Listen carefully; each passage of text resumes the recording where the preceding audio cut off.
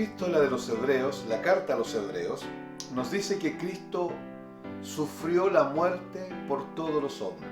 Yo quiero invitarlo a leer Hebreos capítulo 8, vamos a leer del versículo 6 al 13, dice: pero ahora Él ha obtenido un ministerio tanto mejor, por cuanto es también el mediador de un mejor pacto, establecido sobre mejores promesas. Pues si aquel primer pacto hubiera sido sin defecto, no se hubiera buscado lugar para el segundo. Porque reprochándolos, Él dice: mirad que vienen días, dice el Señor, en que estableceré un nuevo pacto con la casa de Israel y con la casa de Judá. No como el pacto que hice con sus padres el día que los tomé de la mano para sacarlos de la tierra de Egipto, porque no permanecieron en mi pacto y no me desentendí de ellos, dice el Señor. Porque este es el pacto que yo haré con la casa de Israel. Después de aquellos días, dice el Señor, pondré mis leyes en la mente de ellos y las escribiré sobre sus corazones, y yo seré su Dios y ellos serán mi pueblo. Y ninguno de ellos enseñará a su conciudadano, ni ninguno a su hermano, diciendo: conoce al Señor, porque todos me conocerán, desde el menor hasta el mayor de ellos. Pues tendré misericordia de sus iniquidades, y nunca más me acordaré de sus pecados.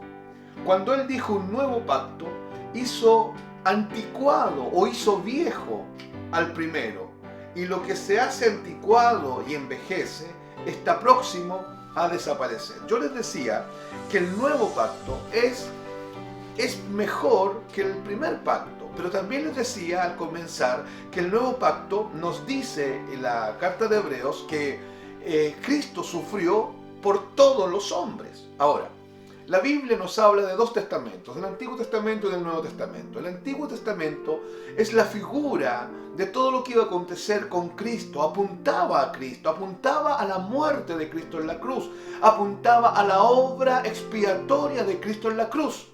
El Antiguo Pacto es figura, es la plantilla, es el modelo de todo lo que se iba a concretar acá en el Nuevo Pacto.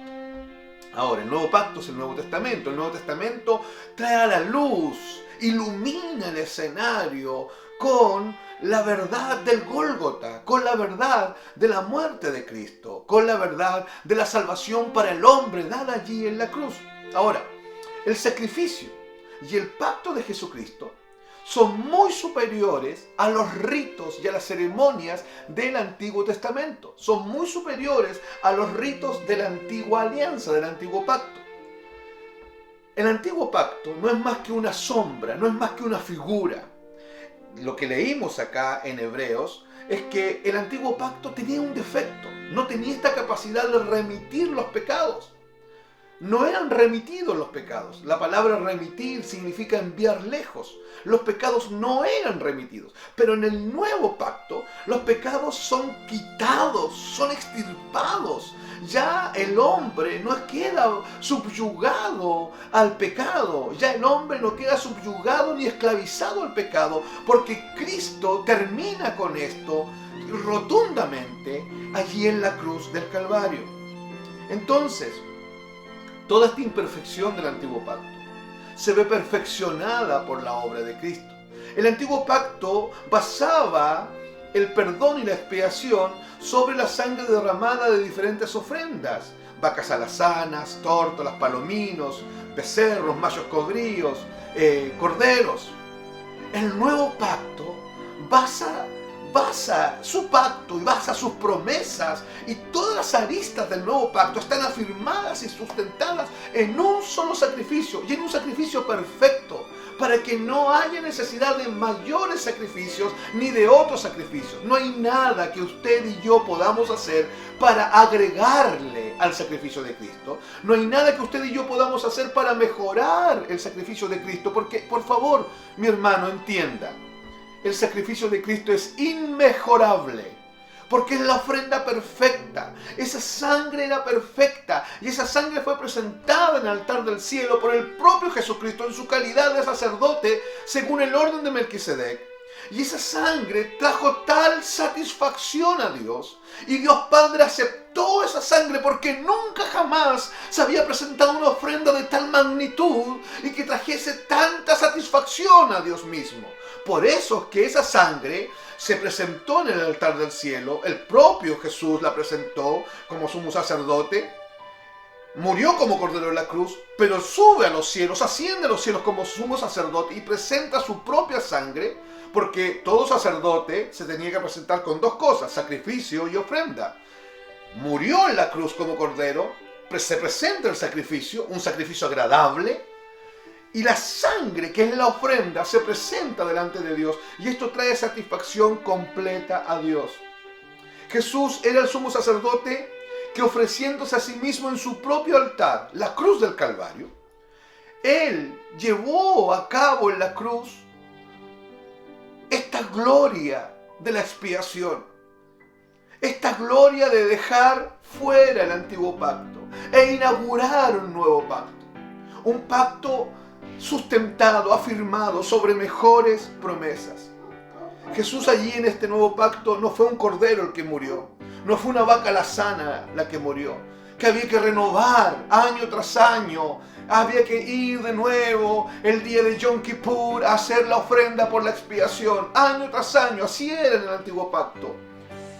La ofrenda tenía el alcance y la duración de un año, pero hoy día en el nuevo pacto, esta ofrenda es tan satisfactoria, es tan plena, es tan suprema, es tan gloriosa, es tan maravillosa. Esta ofrenda no necesita de elementos aleatorios, no necesita afirmarse en otras cosas. Es válida por sí misma porque es la ofrenda de la sangre del Hijo de Dios. Es la ofrenda de la sangre del verdadero Cordero de Dios, Jesucristo el Señor. Él es el Cordero de Dios que quita el pecado del mundo, dice Juan 1:29. Él fue el Cordero inmolado delante del trono de Dios, dice Apocalipsis 5:6. Los santos en el cielo son los que han lavado sus ropas y las han blanqueado en la sangre del Cordero de Dios, dice Apocalipsis 7:14.